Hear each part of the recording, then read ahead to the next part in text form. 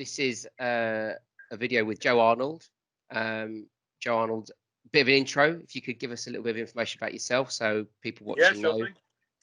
So I own an SME. I'm based in Croydon. A few years back, we won the Business Awards in Croydon for the best small business in the borough, and we also won the Business Award for the best small business in the whole of South London. So know the London market very well, and we specialise in residential and commercial property, particularly valuations and surveys. I also work quite heavily in with the Royal Institution of Chartered Surveyors, so I sit on a residential survey and valuation working group. Through this crisis, I've been on weekly calls with the majority of the large firms of surveyors, finding out what's going on in the housing market across the whole of the UK, to sort of test sentiment, to make sure that everyone understands where their valuation is. And there's also, within valuation at the moment, there is a material uncertainty clause that's placed within any valuation. And I'm sat on the group that is going to decide when that material uncertainty clause gets removed from the residential valuation piece. So quite heavily involved with what's going on in the property industry, and also know our good London market particularly well. So hopefully that's a good intro. Great, thanks, Joe. So property, massive area. Sheetal, you've got clients that are dealing with some property related challenges. So yeah, question, very Joe. much so, and the timing's perfect with the government announcing that everyone should be slowly getting back to normal. Businesses, economies opening up. First stage will be like schools, retail, going on to hospitality.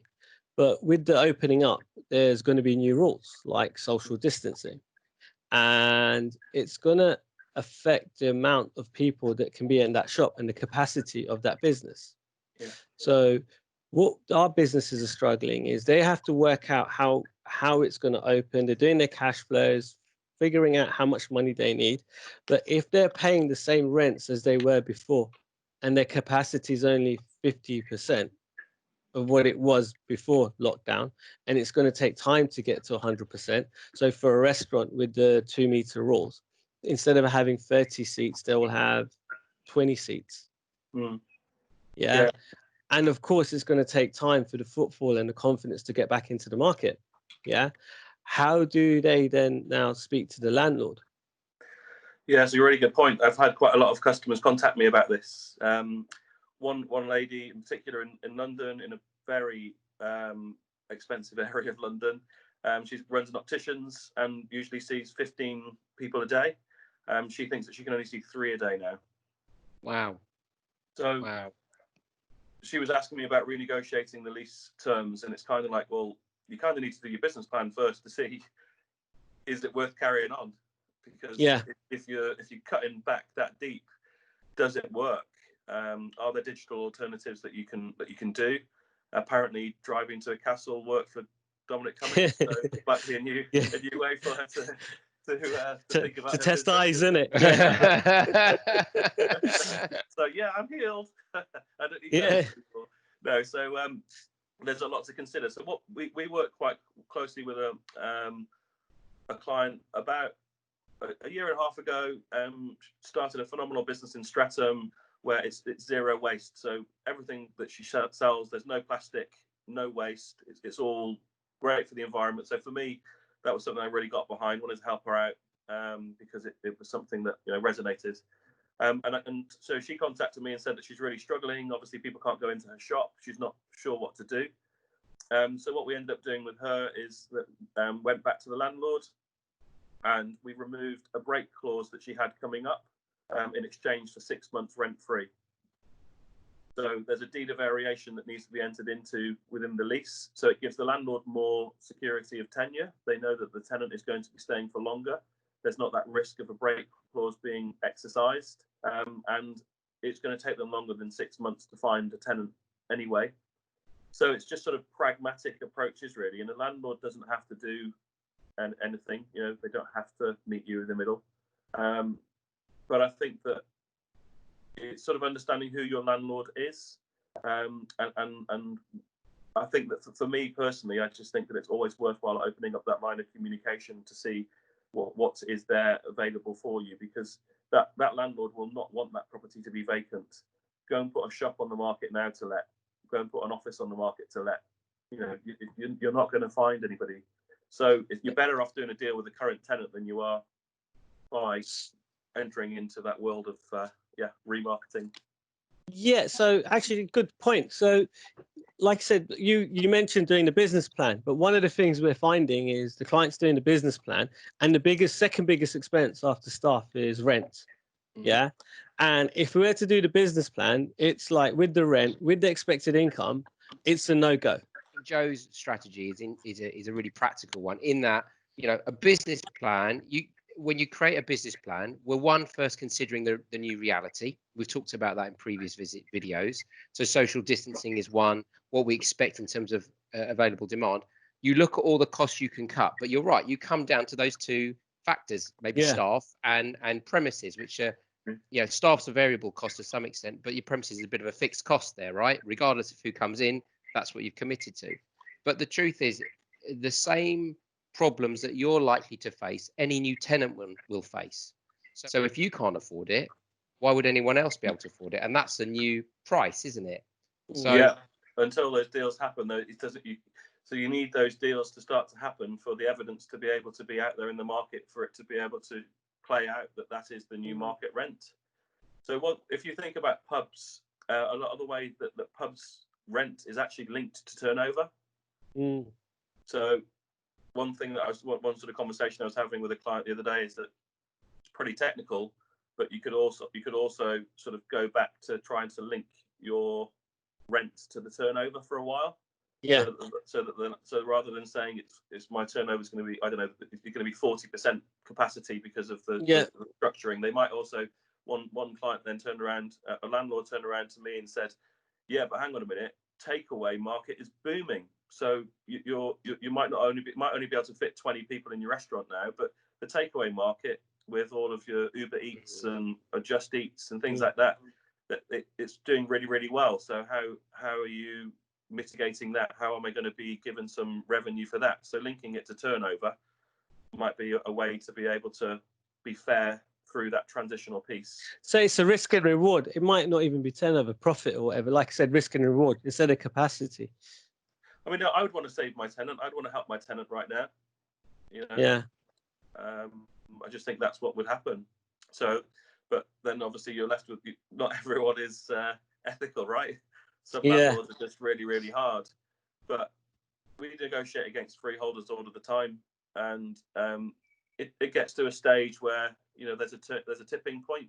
They're hard to begin with, but then when you start to turn the screws a bit, and they realise actually, okay, there's a problem here, a bird in the hand and all that.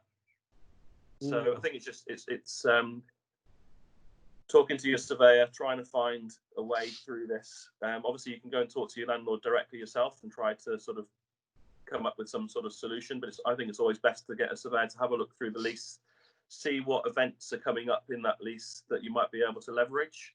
So if it's I don't know, if the lease has only got 12 months left to run, right? Okay, well let's bring that event forward. Let's renegotiate a new lease now. Bring in a rent-free period, because the landlord's going to be facing a rent-free period anyway.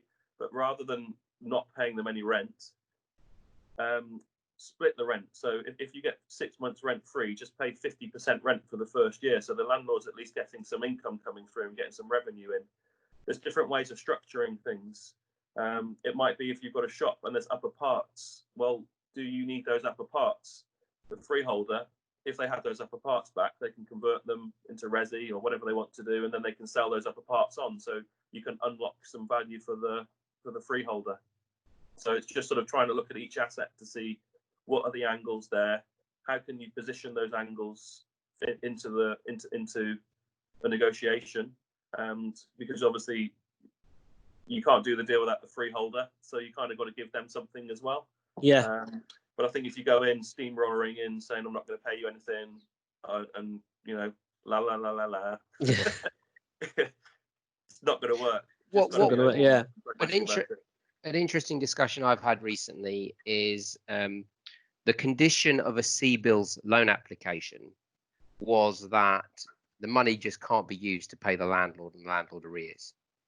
So there needed to be some agreement from the landlord to reduce the burden on the business for it to work. So there was a condition there, and I think in a business plan, you are kind of explaining to everyone these are the various challenges we're facing. This is the mitigation. I thought it was a really interesting point, Joe. How can you change your business to adapt positively to the new environment? And they want to see those. But again, everyone is relying on everybody else taking a bit of a haircut, being pragmatic. We're all stakeholders in it together. So again, I guess those are points of leverage, because sometimes you can get borrowing, but it doesn't mean you can utilize it to pay one particular party whilst everyone else is, adjusting. And I was going to say, Tom, you must see it a lot anyway through in the insolvency side of things. You can see landlords sometimes they'll take a view. Other times they just take a hard stance, don't they? But I think that the issue at the moment is that if a business struggles to pay the rent and you try to renegotiate against the landlord knows that they can relet it. So they hold some cards, whereas right now they don't hold those cards anymore. Absolutely. I think that's the basic point, is what is the opportunity cost for the landlord, of agreeing to this reduced deal. So if they've got a tenant in situ with a viable business, comes back to that business plan, a viable business, however it's viable, there will be an element of profit that comes out of it. That profit needs to be shared by the owners, after they've paid their costs, because they're not going to work for nothing. I mean, that's the reality. There's a risk and reward here, but they're prepared to share some of that with the landlord, as long as it's a reasonable proportion. But if the landlord's got an alternative plan for the site, for example, they could develop it, repurpose it, or they've got a list of tenants that want to take it, they've got better business models that can get more value, they're going to pass it on. And that's just supply and demand. But as you say, at the moment, we are dealing with a real challenge for lots of businesses. Definitely. But I think what Sheetal said before we started recording, perhaps if you could go through that again, Sheetal, where you were talking about the redistribution of population. Yeah. So what read a survey by Deloitte and one of the big Magic Circle firms, and they've said, look, the word prime real estate is going to slowly go away from the dictionary, because what they're seeing is that in zone 1, where all the big offices are, most of the FDs, all these big multinational banks are going up to the landlords and saying we want to reduce our workspace by 50%, because most of the staff are going to work from home. They just need collaboration space, and they can see that happening.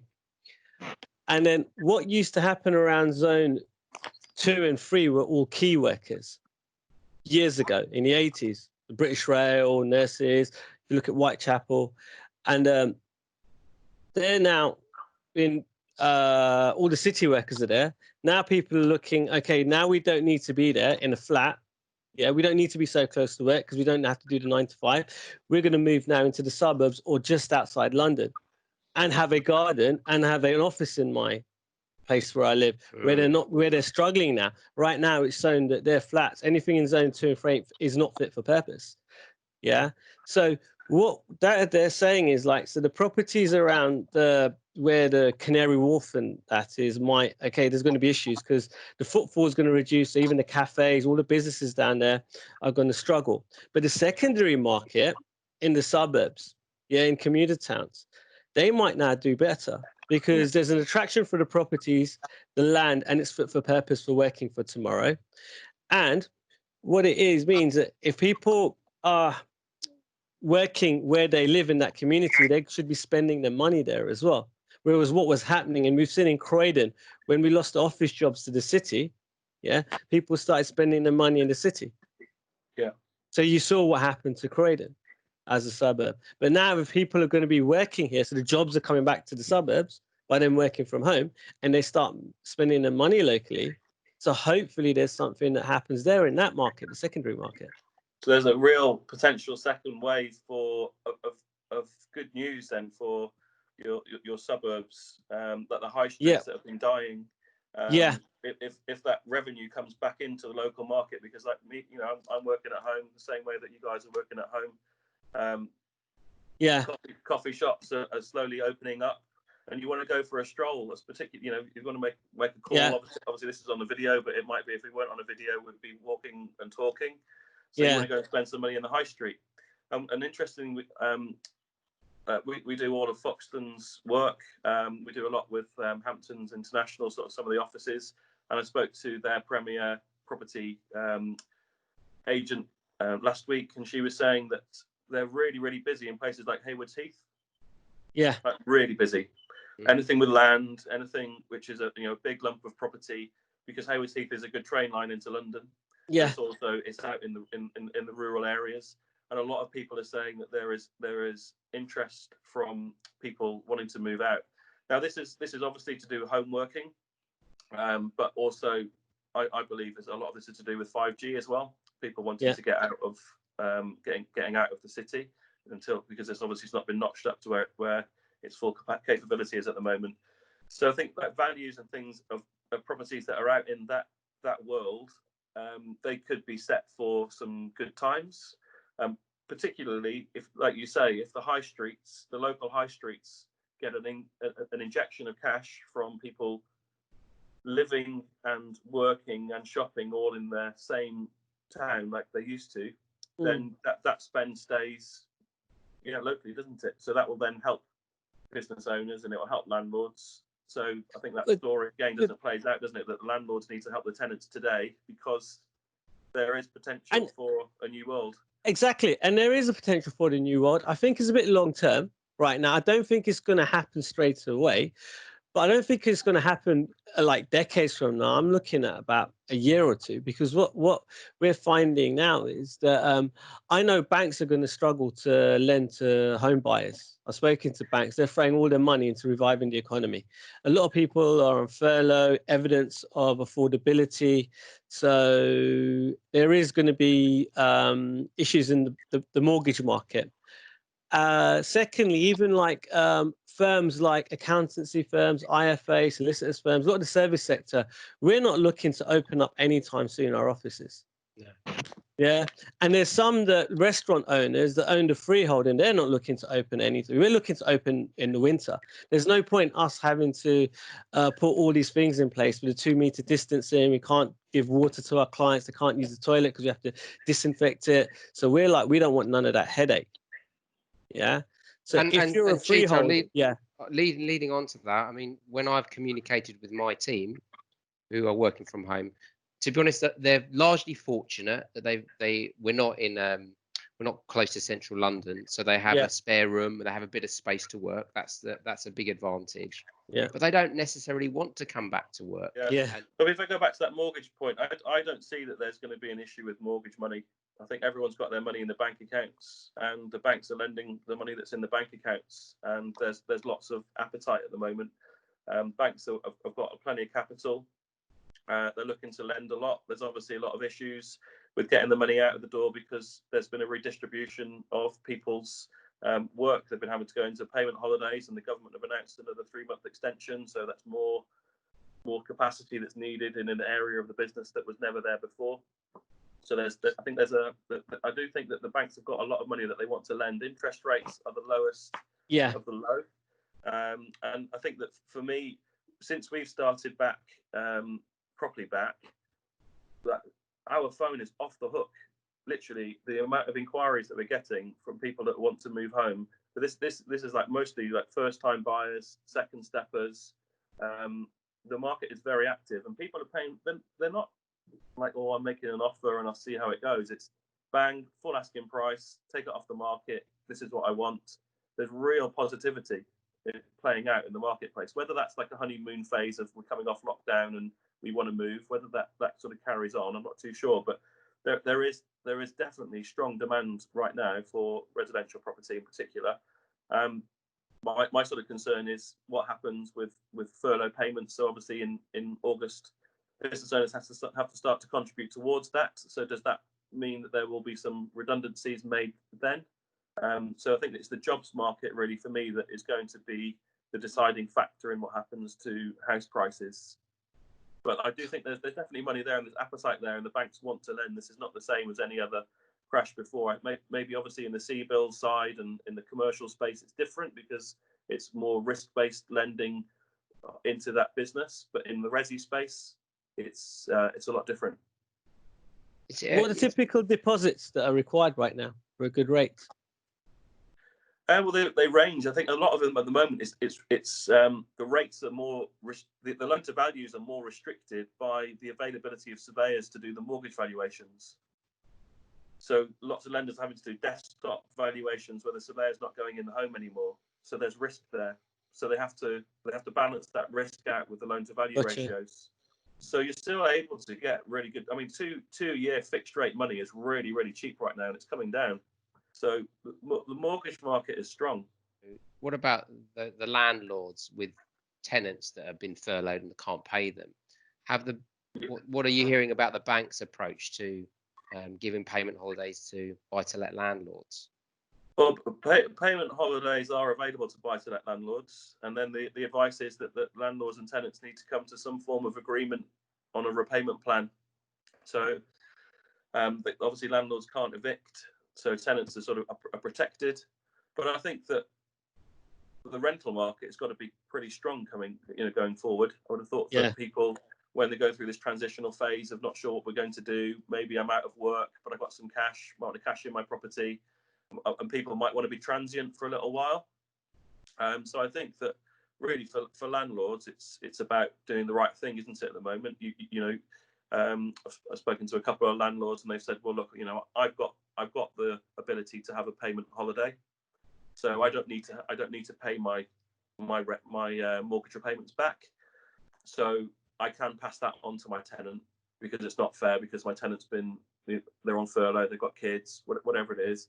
I think it just comes down to that human connection. I truly think that there's been a rebalancing and of humanity, really, that we start to all want to work together.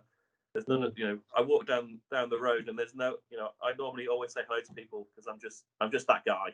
And do you know what, Joe? I think it's a very interesting point. I think we all appreciate what really matters to some extent when it comes down to health, community, the small corner shop that people didn't value, the small local businesses that actually stepped up when the supermarkets couldn't supply. Guys, we could talk all day about property, and I think there's a lots of variation that we're going to see, but we should keep in touch, and we should see how this evolves.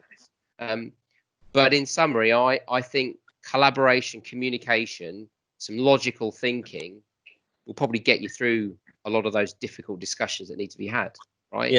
Yeah, just don't bury your head in the sand. That's the worst thing that you can do right now. I think you just got to, everyone is in this together. Everyone has got the same problem. It's not your problem as an individual. It is everybody's problem. So don't think about it as your problem. Think about it as the collective. We are in this together.